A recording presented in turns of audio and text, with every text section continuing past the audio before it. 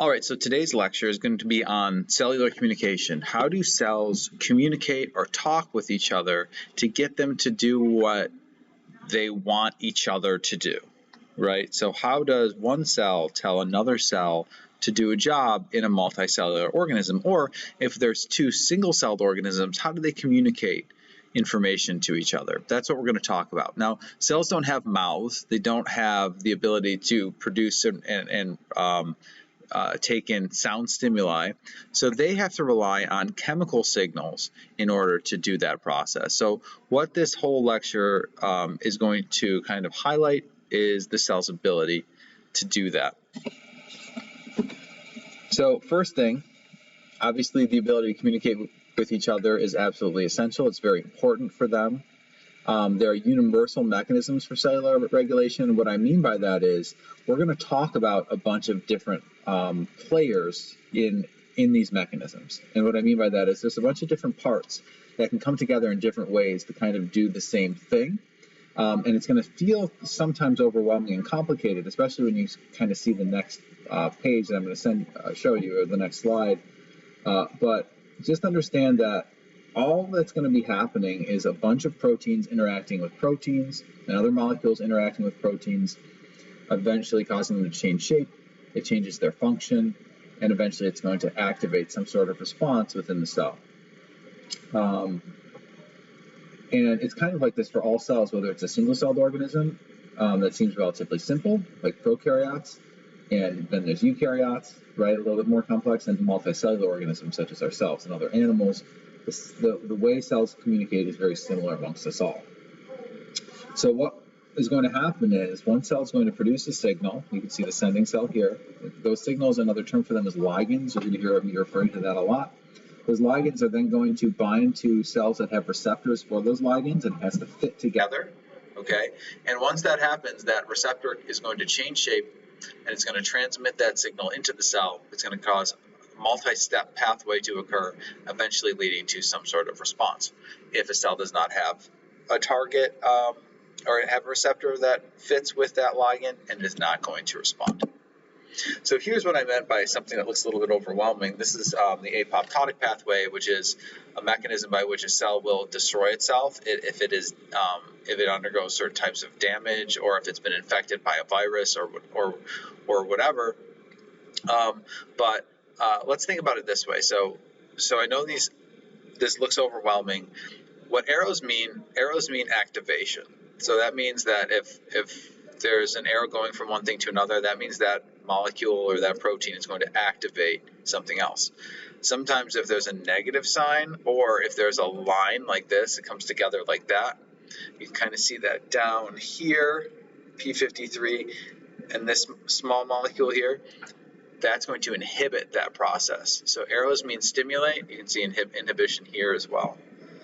And here, that means it's going to stop that process from occurring if that molecule is active.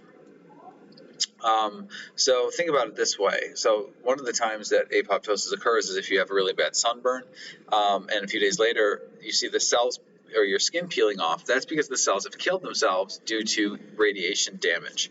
So you can see irradiation here.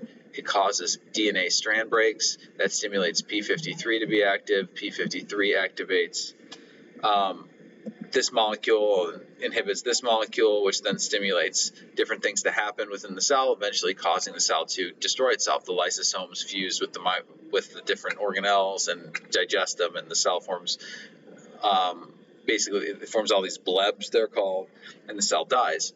And that's very important, because if you didn't destroy the cell with all these strand breaks, it could happen where maybe it'll mutate itself in the wrong protein, and it can lead to things like skin cancer.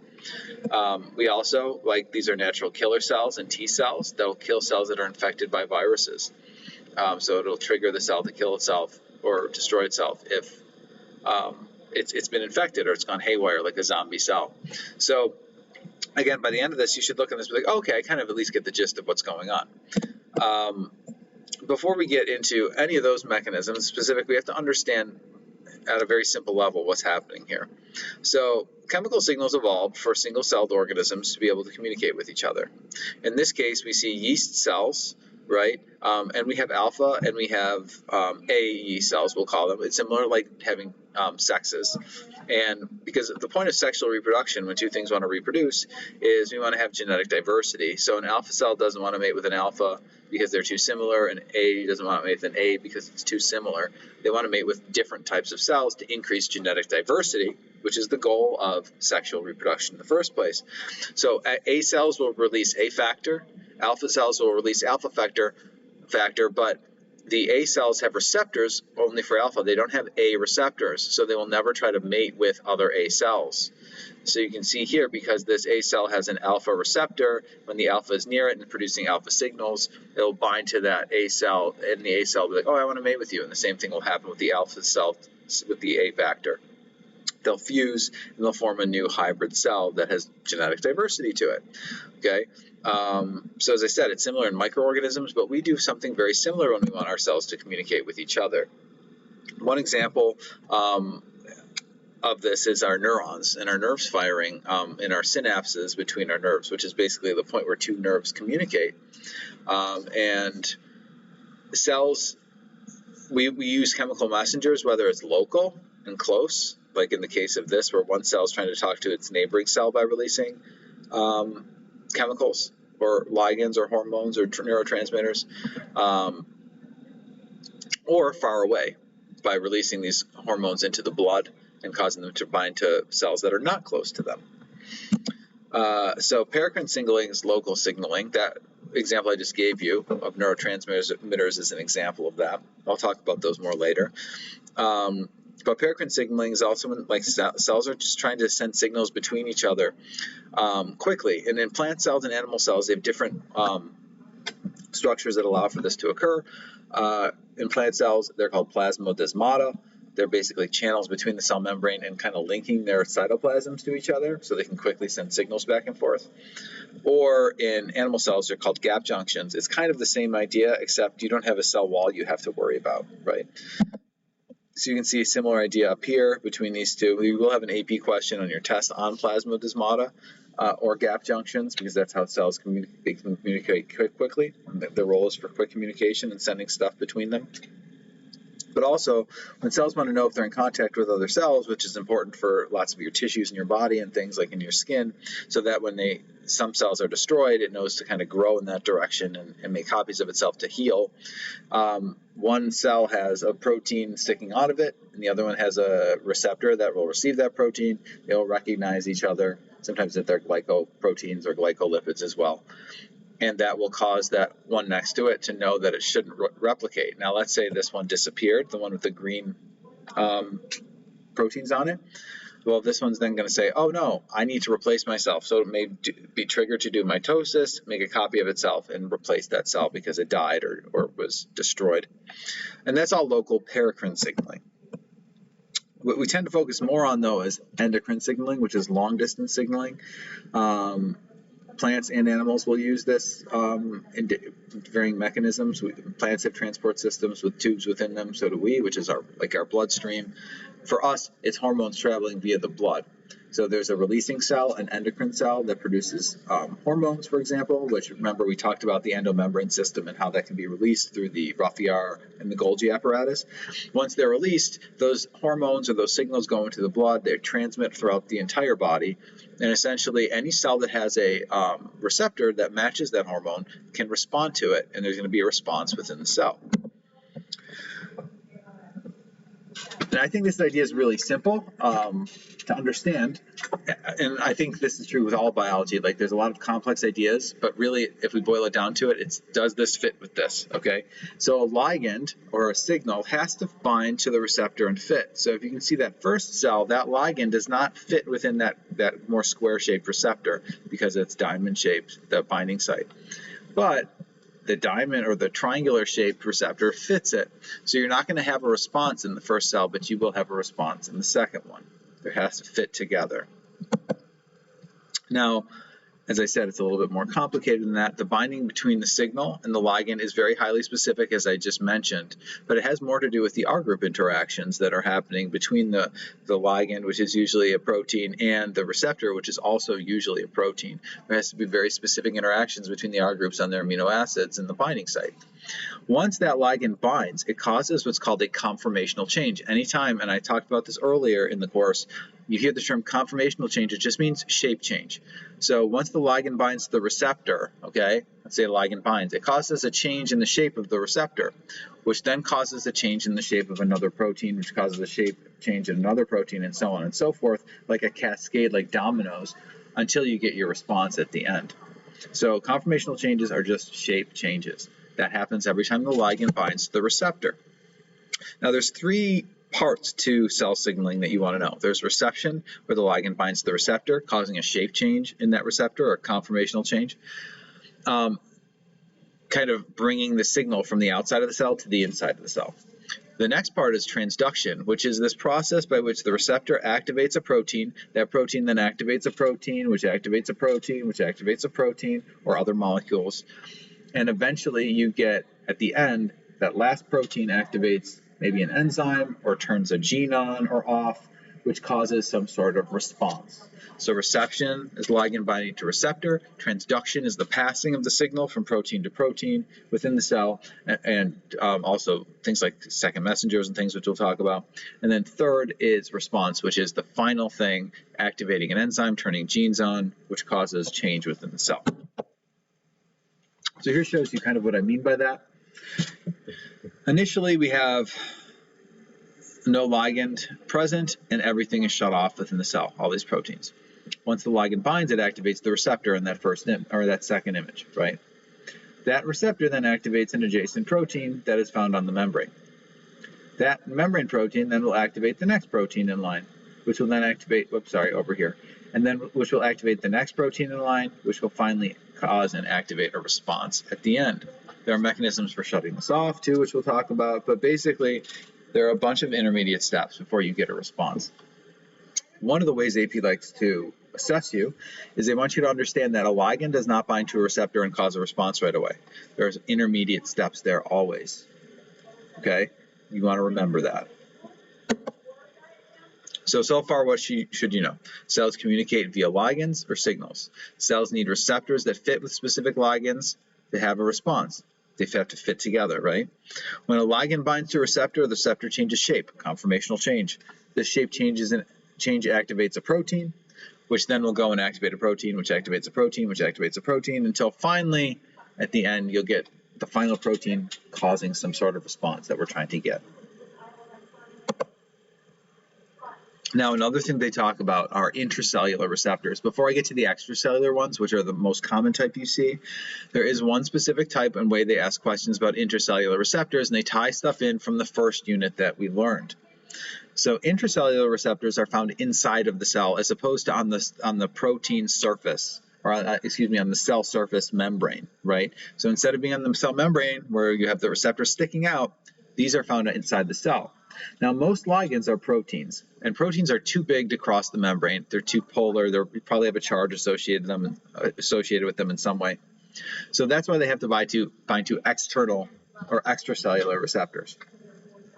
But steroids are small hydrophobic molecules. Because they're small and hydrophobic, that means that they can, remember, made of mostly carbon and hydrogen, they can cross the membrane easily and bind to receptors internally. They will then bind to that receptor will become activated, and it usually becomes what's called a transcription factor. It doesn't have to be, but usually that's what it becomes. That will then migrate to the nucleus, it will go into the DNA, and it'll bind to the DNA and to a gene, turning a gene on or turning a gene off. And the goal of once you do that is to make a protein, and then you make a protein that you weren't making before, or you stop making a protein you were making, both of which cause change within the cell. Okay, so remember that tie-in, that small hydrophobic tie-in with internal receptors and steroid hormones, because they're small and hydrophobic, they cross easily. Now, that is an oversimplification. Steroids, actually, we found out, since this has been a thing that we teach in AP biology in the last 4 years or so, that steroids actually do have shuttle proteins that let them in faster, then they would simply diffuse across, but don't worry about that for the AP exam. Small and hydrophobic, crosses easily, binds to internal receptors. That's what steroids do.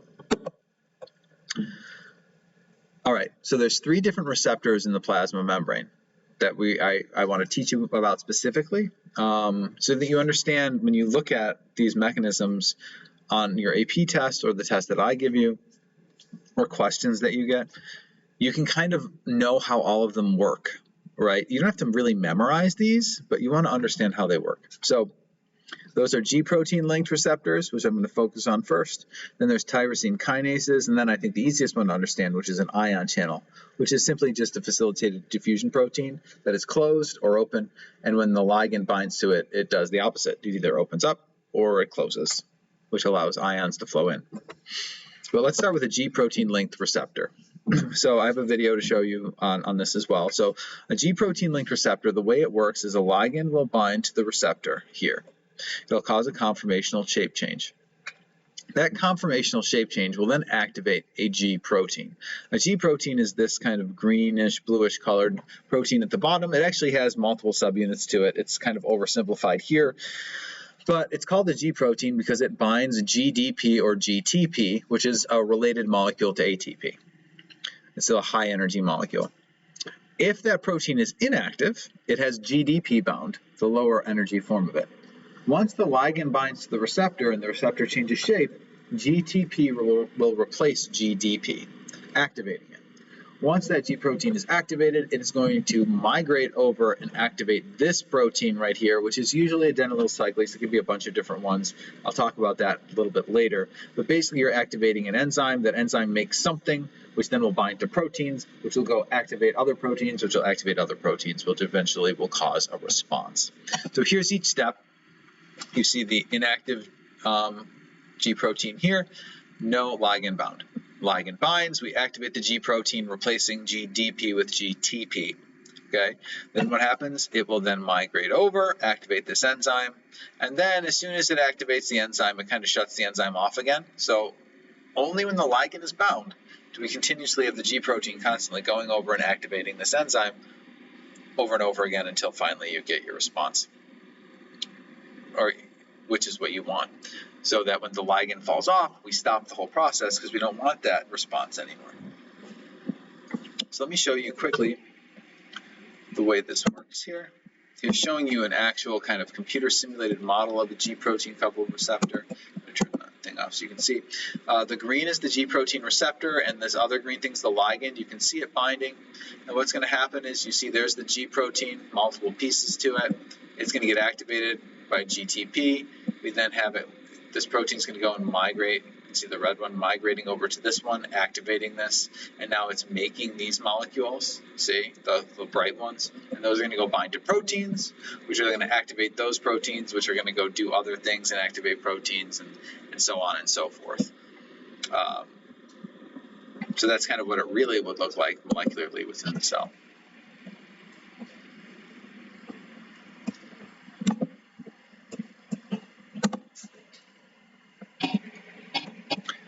Another type is called the receptor tyrosine kinase, and a receptor tyrosine kinase, similar idea, but in this case you have 2 separate proteins that when a ligand binds to each of them, you need 2 signaling molecules, they will come together and form what's called a dimer. Once they come together, they autophosphorylate, and you can see here, you can see the phosphate groups being added to these. They're called tyrosine kinases because a kinase is a protein that phosphorylates another protein. We'll talk about that later. But the tyrosines are what get phosphorylated, and then they're going to phosphorylate these proteins, activating them. So I want you to think for a second, how many ATPs are needed to phosphorylate 6 tyrosines if ATP forms ADP? Remember, 3 to 2. It should be a total of 6 because each ATP provides 1 phosphate group. You need 6 ATPs to provide 6 phosphate groups here. These tyrosine kinases activate these proteins, which activate the proteins, which cause a response. Okay? Again, here's showing you each step. Ligands aren't bound, separate. Ligands bind, come together to form a dimer. Phosphorylation occurs, 6 ATPs, activate proteins, get response. Okay. So proteins will usually activate other proteins through phosphorylations. We're going to call them phosphorylation cascades. So anytime a phosphate group is added to a protein, it usually activates it. And when a phosphate group is removed from a protein, it deactivates it. It can be the opposite. The opposite can be true. It's just usually phosphorylation activates proteins. Okay, you can see that here. Here's showing you again, signaling molecule activating a relay molecule. These kinases, this kinase gets activated by the relay molecule. This kinase's job is to get to phosphorylate other proteins. You can see it happening here. It phosphorylates this other kinase. This kinase's job is to phosphorylate other proteins, so it phosphorylates this inactive protein here, activating it with a phosphate group. That active protein does a cellular response. We also shut this off with these protein phosphatases, which I'll talk about later, which remove the phosphate groups right after they're phosphorylated to stop the signal from continuing if there's no ligand present.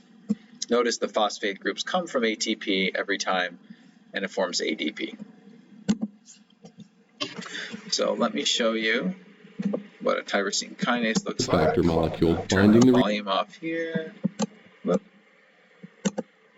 So here's showing you, not the best quality video, apologize for that. It's hard to find good videos here, but they're showing you the two dimers right there, or the two separate domains of the protein. You're going to see the ligands. There's growth factors coming in and binding. Once one binds to each one, boom, boom, they come together. Now we've activated it. They're going to show the phosphorylation. There's the phosphate groups being added to it, 6 of them. And then you're going to see a bunch of proteins coming in and getting activated by this process. That activates pathways. This demonstrates a process called amplification, which we'll talk about later. But that's how the signal spreads so quickly within the cell.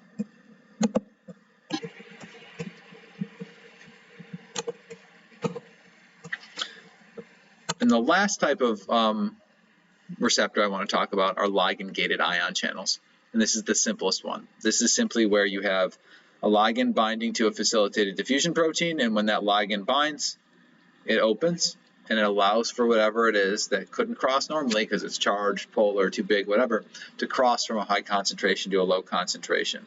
And once it does that, it causes a change within that on that other side, which causes a response. Those ligands bind to those molecules bind to other proteins, activating them, whatever. And as soon as that ligand falls off, the channel closes, or vice versa. But if it was closed, the channel will open when that happens. So an example of this is synaptic signaling. In this case, those neurotransmitters, like we talked about earlier, are these special molecules that are released. They're going to bind to the ligand-gated ion channel, and that ligand-gated ion channel is going to open. Here's showing you those synapses. There's the neurotransmitters, and this is a nerve cell, right? So one nerve wanting to communicate quickly with another one. Those neurotransmitters bind. We open the ligand-gated ion channel and inflow sodium, and that triggers another electrical signal down the next nerve, because nerves use both electrical and chemical signaling. And what that looks like, they're showing you an example of it here. The nervous system is composed of billions of communicating cells so those called are neurons. electrical signals, you can see. Neurons conduct electrical signals or action potentials along the cell's membrane, here, along the axon to the terminus, where synapses are formed. The other one. So we're going to zoom in on the synapse, which is the connection of one nerve to another. And this is... The synapse consists of... These are the neurotransmitters. And what they're going to show you is those neurotransmitters are going to migrate. Fast forward this a little bit. Right here. Those neurotransmitters are going to migrate and release. Once the electrical signal gets to the end of this nerve, they're going to go to the next cell. They're going to bind to these ligand-gated ion channels. And then they're going to cause them to open up. And ions are going to flow in, causing a change within the next cell. In this case, it's to actually stimulate another nerve signal down the next neuron. So those are the 3 mechanisms of reception. If you have any questions, let me know. All right, in the last lecture on cell communication, we talked about different type of receptors that exist. We also talked about a general overview of how cell communication works in organisms, right? You have signal reception, transduction, and response. So last time we focused more specifically on reception, which a ligand binds to a receptor, causing a shape change in some way. This is going to focus on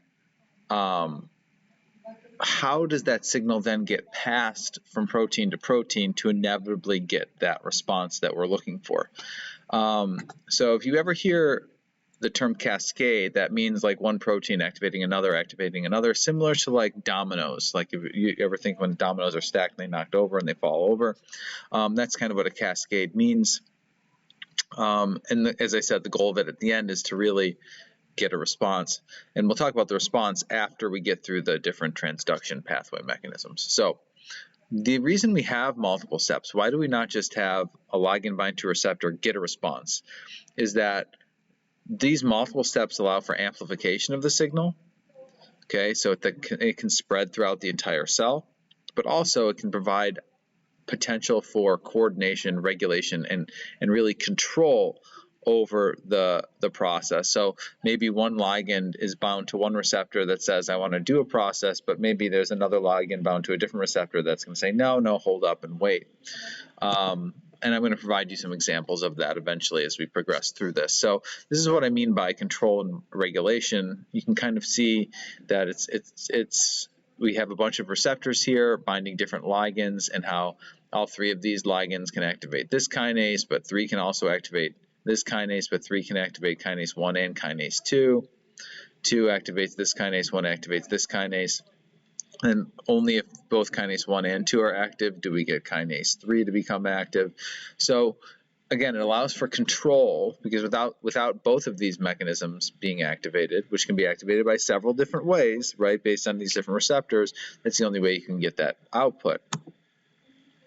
So one way that we spread signals quickly throughout the cell is by producing second messengers, which are small molecules, some organic molecules, but also ions, calcium being the ion that's most commonly talked about, though sodium can kind of do that too in the case of nerve signaling.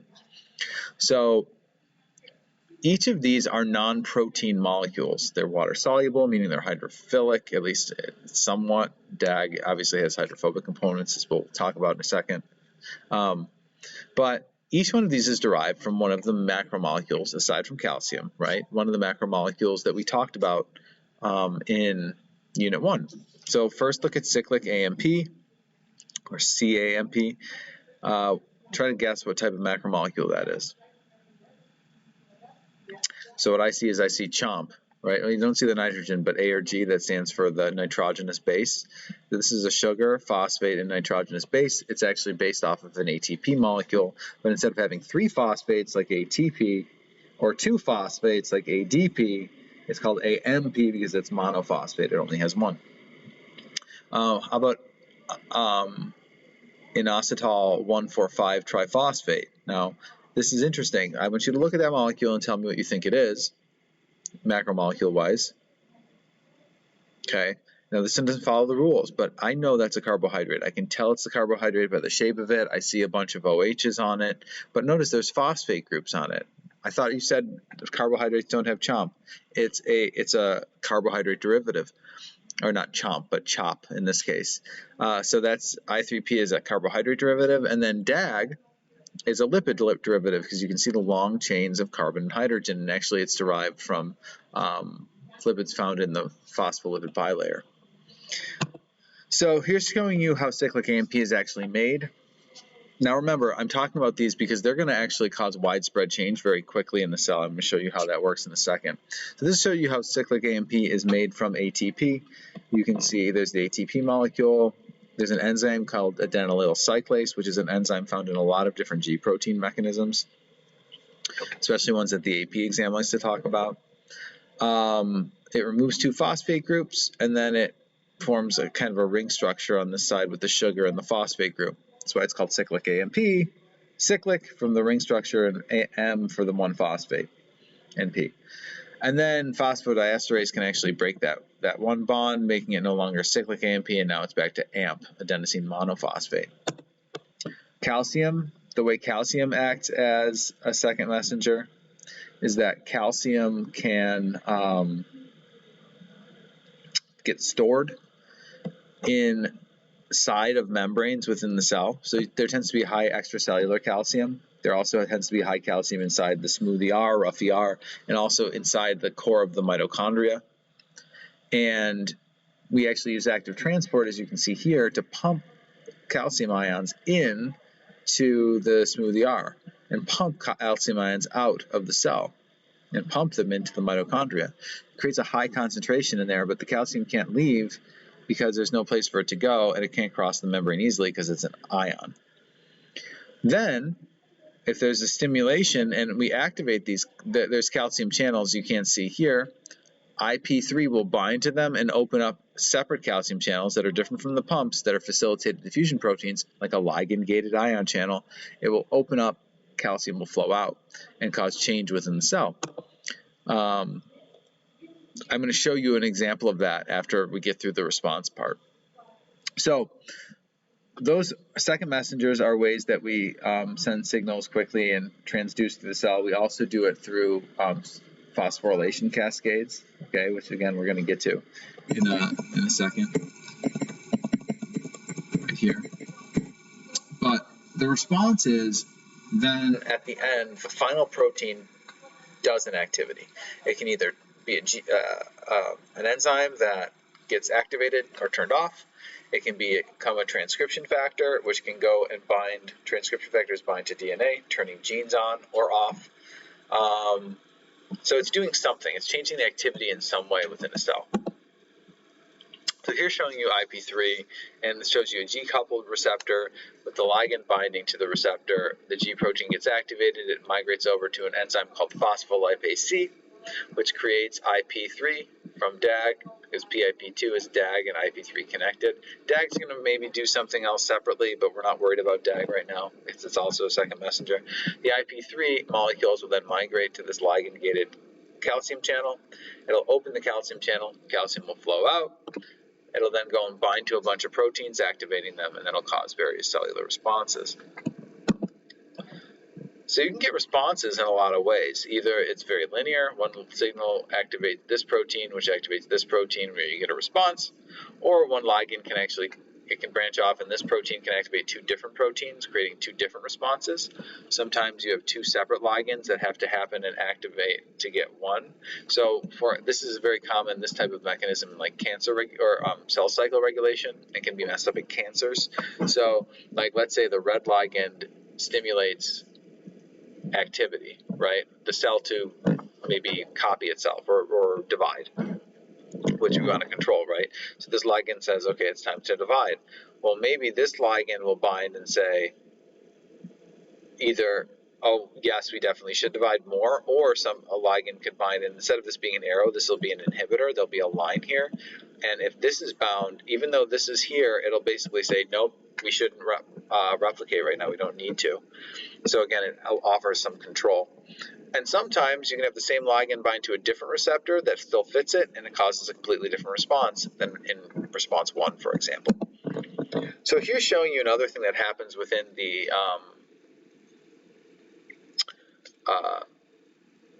transduction process. It's called amplification.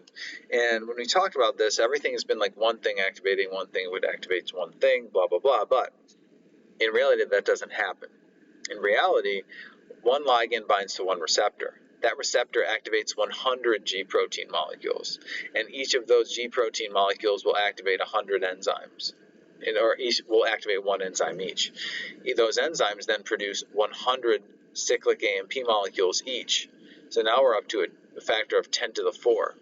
And then each of those goes and activates protein kinase A's.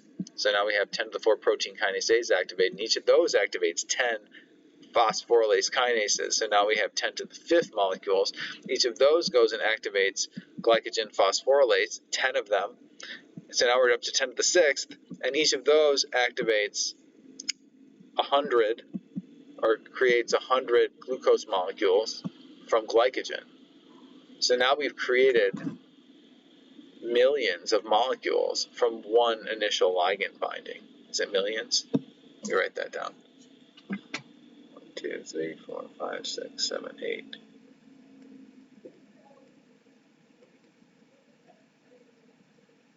a billion molecules, a billion molecules from one ligand binding.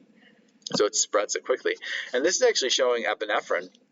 Epinephrine is another name for adrenaline. And let's think about, does the signal represent a response that makes sense? So epinephrine is your fight or flight hormone. And when you get scared or nervous or active, anytime you're in fight or flight mode, you're going to release adrenaline, which increases your heart rate, breathing rate, whatever. And you're doing that because you need a lot of energy to survive. Well, what happens? What's the response showing? It's taking a stored form of sugar called glycogen, which we store in our muscles and liver, and breaking it down and releasing glucose molecules so we have quick fuel to do cellular respiration, create ATP, and survive. So that makes complete sense based on what epinephrine's job is supposed to do, like on the macro level, and what happens inside of the cells. Other pathways, as I mentioned, to other types of responses are activating genes. So you can see down here an inactive transcription factor. This is a protein that when it binds to a gene, it turns it on or off. But it only becomes activated once it's phosphorylated by a previous kinase in an earlier step of the transduction pathway. Once that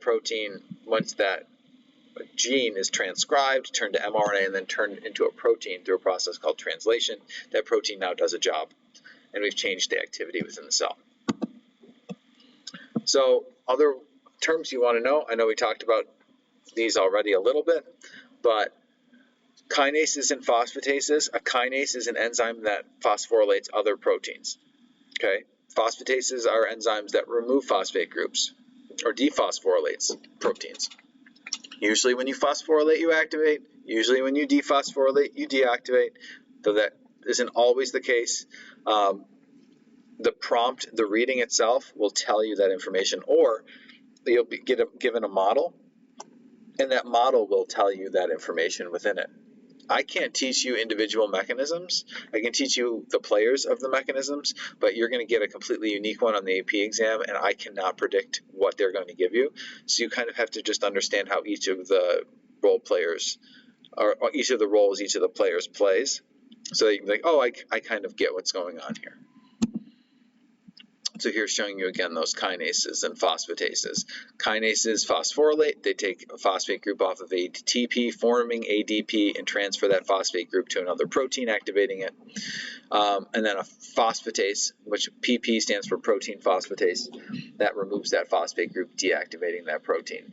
The role of protein phosphatase is essentially to make sure that we can shut this process off as soon as we need to. The signaling molecule binds, and pretty much right after it binds, it's destroyed or broken down. So as long as signaling molecules are present, they'll keep binding, we'll keep getting the response. As soon as the signaling molecules stop, the phosphatases remove all these phosphate groups, we go back to an inactive state, and then the cell's ready to be active again if a new signaling molecule comes around. All right, so the AP biology exam itself loves to talk about insulin and glucagon. It's a common hormonal control mechanism, homeostatic mechanism, looking at two antagonistic hormones. One raises blood sugar levels, that's glucagon, when they're too low. One lowers blood sugar levels when they're too high, that's insulin. You probably have heard of insulin, maybe you haven't heard of glucagon. But both are protein-based hormones that bind to they're both ligands that bind to receptors on the external surface. So how does this all work? Here shows you the mechanism. If you eat too much sugar, or eat sugar in general, your blood sugar levels are going to rise. Your pancreas releases insulin. In response to that, insulin will bind to a receptor and stimulate your tissues to suck up, essentially, or absorb glucose. So it leaves the blood, goes into your liver, goes into your tissue cells, lowering blood sugar levels back to normal. That blood sugar is then stored as glycogen, the stored form inside of the liver. If you are starving, your blood sugar levels will drop. You will release glucagon. Glucagon will then go to the liver and bind to those cells and tell your cells to take the glycogen and release glucose from it. But also, it'll do the same for cells, to release sugar into the bloodstream so it can migrate wherever it's needed at the moment. All to maintain that proper level of blood sugar. So this is called the negative feedback loop. And a negative feedback loop, by definition, sometimes it says to reduce the intensity of a stimulus. I prefer the definition set point, deviate from set point, bring back to set point, because you have a set amount of something. 70 to 100 milligrams per deciliter of blood should be what your glucose concentration in the blood should be. If it gets too high, I want to bring it back to that. If it gets too low, I want to bring it back to that. So that's a negative feedback loop, always maintaining kind of the same level of something. And here's showing you a diagram that was seen on the AP exam a bit ago, and it's showing both glucagon secretion on the y-axis and insulin secretion on the other side of the y-axis. And then on the x-axis, it has glucose concentration. So if blood glucose levels are really high, like 27, you're going to release lots of insulin, and insulin's going to bring it back to normal. When blood glucose levels are really low, like at 0 or 1, you can see glucagon concentrations. The darker line is really high. And then you kind of have this intermediate zone right here, which is probably about the normal area you should have in terms of blood glucose levels. So because they're antagonist hormones of each other, one blood sugar rises, one's released, brings it back down. When blood sugar gets too low, the other's released, it brings it back up. That's why it's an example of negative feedback. All right, so how does this all relate to what we're talking about? So notice where glucose is going, right? Glucose in this case, this is insulin. The arrow is in this direction. Glucose is going into the cell. So it's high concentration in the blood. We want to bring it into the cell. It can't cross by itself because it's too large and polar. So what happens is insulin's released. It binds to this tyrosine kinase receptor. You can see here, it autophosphorylates. These proteins, IRS1 and PI3 kinase, are going to be activated by this autophosphorylation. This is a separate pathway. We're going to go up to here. This activates PIP2 to be converted into PIP3, which will activate AKT, which will go and stimulate glycogen synthesis, which is, it'll start storing glucose, but also put GLUT4 transporters into the cell. Those GLUT4 transporters are going to take and shuttle sugar in from a high concentration to a low concentration from the blood into the cell.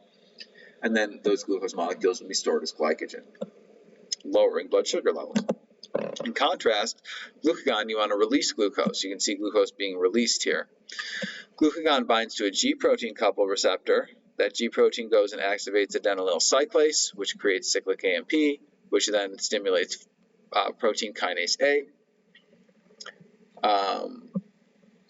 IP3, you can see, also activated, and that increases calcium levels by binding to that channel on the inside that releases the ion channel on the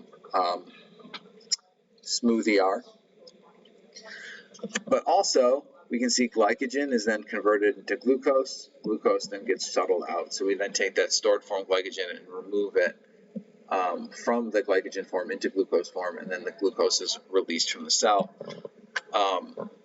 increasing blood sugar levels when they are low, which is the goal of glucagon. So diabetes is a disease that causes you to not properly store sugar in your cells. There's two types. There's type 1, in which your pancreas does not produce insulin anymore. This is the childhood type. That's when you literally, your immune system has destroyed your pancreas for some reason, and those cells no longer produce insulin. So if you have no ligand or no signals, you're not going to have binding to the receptor. You're not going to be able to absorb glucose. So treatment for type 1 is simply injecting yourself with insulin. A lot of people who have this disease will have pumps on them now, and they have to type in their carbohydrates they're eating so that they release the proper amount of insulin. They're working on artificial pancreas now, which is getting closer and closer. The artificial pancreas is going to kind of monitor blood sugar levels all the time and release appropriate amounts of insulin as needed. But you will have to do that for the rest of your life. With type 2, though, that's adult onset, or the one that's more caused by unhealthy habits, eating poor diet, being overweight. Sometimes there's genetic predisposition. I'm genetically predisposed to having type 2 diabetes. In this case, insulin is present, you make it, but for some reason when it binds to the receptor doesn't talk to the first proteins very well. Okay, so the transduction pathway. We're getting reception, we're not getting proper transduction as a result of that reception. And this signal crossing gets worse and worse as the disease progresses, and it causes your pancreas to release more and more insulin in response. Eventually, having too much glucose in your sugar, or too much sugar in your blood in general, will destroy your pancreas and cause you to not produce insulin anymore again, too. And that's a little more later stage in the disease. But you can treat this by actually changing your diet and being healthier in general. So here is a video that looks at the insulin receptor.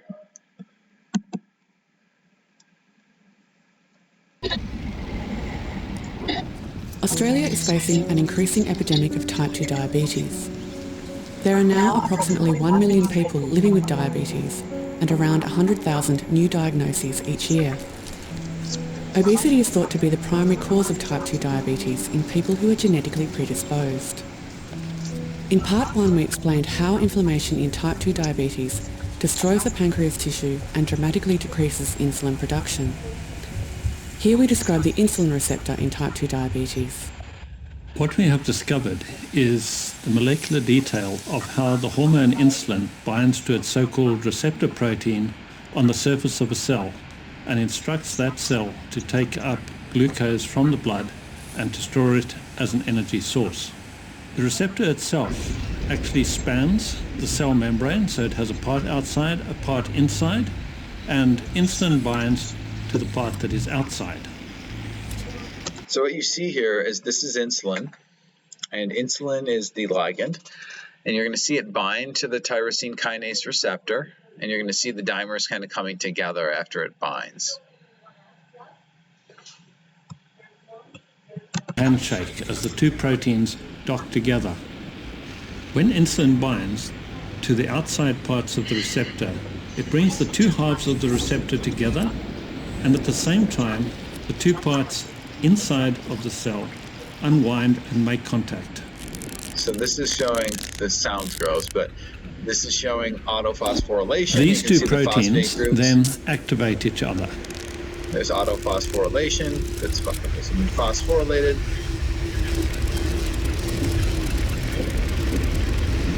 And then we have proteins coming in that'll get activated by those receptors. This activation allows the insulin signal to enter the cell. Specialized proteins interact with the activated receptor just below the cell's surface. The receptor activates these proteins, and they in turn are able to activate multiple other proteins in a long signal cascade. This complex signaling process eventually tells the cell to take up glucose for use as an energy source. So those proteins the long signal cascade allows those proteins that are all around, those are going to be kind of activated and stimulate the next step in the pathway, right?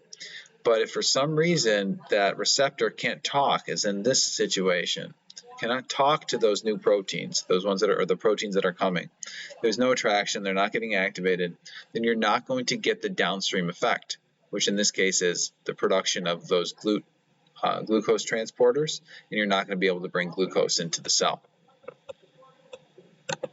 Insulin, as you know, has been used to treat diabetes for a very long time. But all of those formulations and types of insulin that have been used in the diabetes context have been designed and formulated without any knowledge of the way in which insulin actually interacts with the receptor.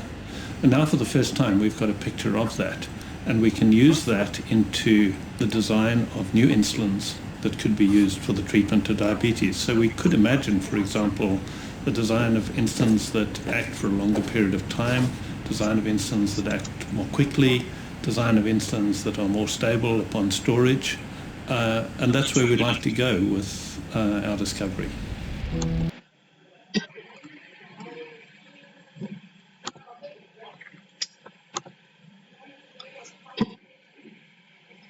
All right, so here's a question on that. What could you test for in the blood to determine the difference between a type 1 and a type 2 diabetic? Remember, both have high blood sugar levels. What could you test for? Think about it. All right, what you test for is the presence of insulin.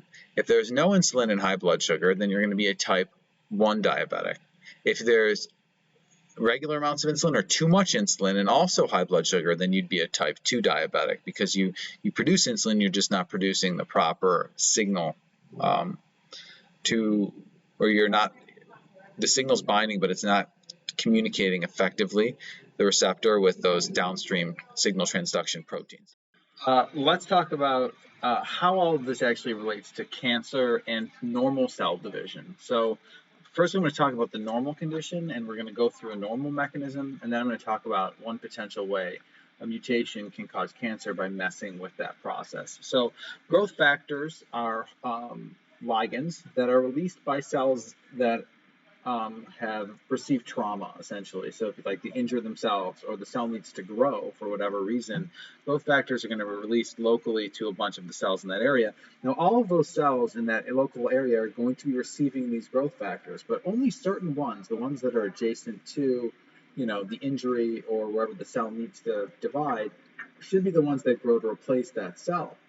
So what we have is something called contact inhibition, because normal cells, when they're in contact with each other, really should not replicate unless there's a free side where they're not in contact with another cell. Then they'll replicate that way. So we kind of want to avoid replicating cells that are in contact with other cells. So the mechanism by which we cause this all to happen is shown here in a question. This is actually a model that was on one of the older exams. What you can see here is that the way this mechanism works is when a cell is not in contact, so this is when we want to divide, and growth factors are present, that growth factor binds to receptor R, which activates 1, which activates 2, which activates 3. 3 will then go bind to this protein called CAM that sticks out. CAM will then, if 3 is bound, will activate RAS, and when RAS in its active form, which is a sphere in this model, remember, it's more complicated than that, but this is just a model showing how this works. RAS will then go and trigger a signal transduction pathway, which eventually leads to more cell division, which is what we want. That cell will copy itself and split. But if a cell is in contact with another cell through contact inhibition, which you can see on the right, if a CAM is in contact with another CAM, this M factor, the separate protein, will go and bind to CAM, preventing 3 from binding when growth factor is present. So if M is bound and 3 can't bind, we never activate RAS, it's inactive form, which is more of a like a rectangle, okay? It won't trigger cell division. So despite the fact that growth factors are present, the cell will say, okay, I don't need to divide because I'm in contact with other cells. Now you can imagine what could happen is there's a mutation in the gene that codes for M, the protein M. And if that happens, M won't bind maybe to CAM, and if M doesn't bind to CAM, despite the fact that it's in contact with another cell, 3 will still have access to CAM, it'll activate RAS, and it'll cause cell division despite being in contact with another cell, which is something that cell or the organism overall does not want to happen. So that in itself probably wouldn't lead to cancer, but it is one of the steps, because usually cancer requires 4, 5, 6 different mutations in different processes. That's how many checks and balances there are. That many things have to go haywire before finally everything gets out of control. You end up having uncontrolled cell division overall, which is cancer by definition. You will have this diagram on your test, and you will have to answer questions on it. So if you need to rewind the video or listen to this again, make sure you understand this process. Another example, which won't be on your test, but I like to talk about it because I have an affinity for coffee. I roast my own coffee. I started kind of that Ernest Bean Cafe with students. So caffeine is a stimulant drug, and the way it works is basically it keeps you awake. So when you feel tired, it kind of stops you from feeling tired. So the question is like, why does that happen? So if we look at the normal feeling tired process, which is completely normal, you want your body to feel tired so that you can sleep. And when you sleep, you reform and kind of refragment your brain so that you can store short-term memories into long-term, that kind of thing. So sleep's really important for that. So throughout the day, you accumulate a molecule called adenosine, which is a byproduct of ATP usage. It's very similar in structure to ATP, it just doesn't have any phosphate groups on it, same structure. But if we look at the adenosine molecule, which notice it has 2 nitrogens here, 2 nitrogens here, nitrogen here, it has a double ring structure. That's the part that actually binds to a receptor. So adenosine will bind to a G protein coupled receptor. There are 4 different ones, and I'll do slightly different things, but all of them manifest in this eventual lowering of cellular activity and this feeling of tiredness that everyone gets as the day progresses. So that's a normal condition. If you look at caffeine compared to adenosine, the molecule itself is kind of similar in shape to the base part that binds to the receptor. And it acts as what's called a competitive antagonist. So instead of binding, the adenosine binding to the receptor, caffeine will bind to the receptor instead.